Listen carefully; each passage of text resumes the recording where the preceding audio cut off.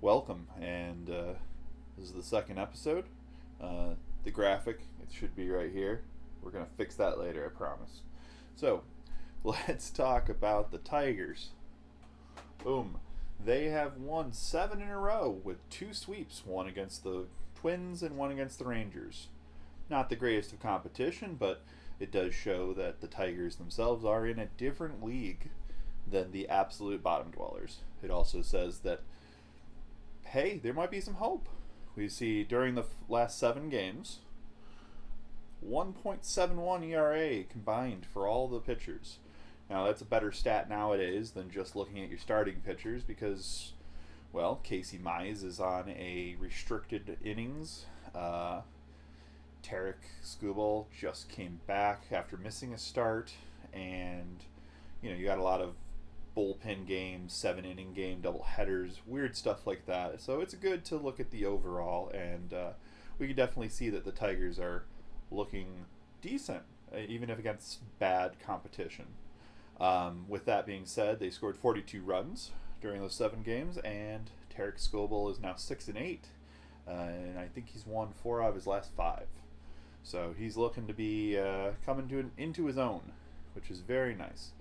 The last thing to say about the Tigers is being 12 back doesn't necessarily mean you won't get a wild card if you keep playing like this. It just, I don't want that entirely because it's not a team that's ready to make that jump, and they need time to address some things in the off season.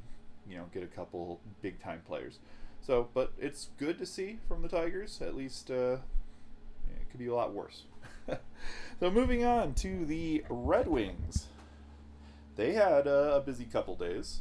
The Seattle selection for the expansion draft was Dennis Cholowski.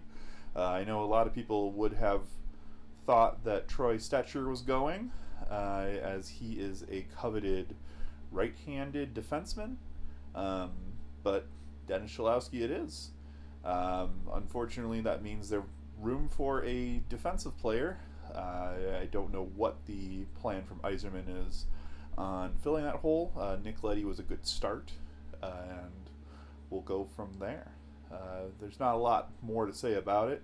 Seattle kept it kind of boring with their selections. Not a lot of big names.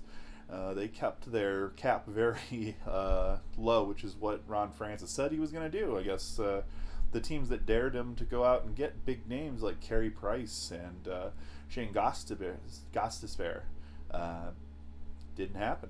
So obviously those guys are safe, and perhaps you'll see something in the offseason for maybe like a Gabriel Landeskog. It can get signed to the Kraken, just for straight money and not really worry about it because they have the room. We'll see. The other big news with the Wings is the trade with Alex Nedeljkovic, who had a great rookie season with the Carolina Hurricanes. Apparently $3 million was too rich for their blood, even though they're definitely going to be opening up some money by losing Dougie Hamilton. I don't think he's coming back. Either way, if they wanted to scrimp and save, because they currently have no goaltender under contract, that's an interesting play for the Carolina team. Going forward, even though Alex was a UFA, he immediately signed to a $3 million over 2 years, or $3 million per 2 years, and that will certainly help.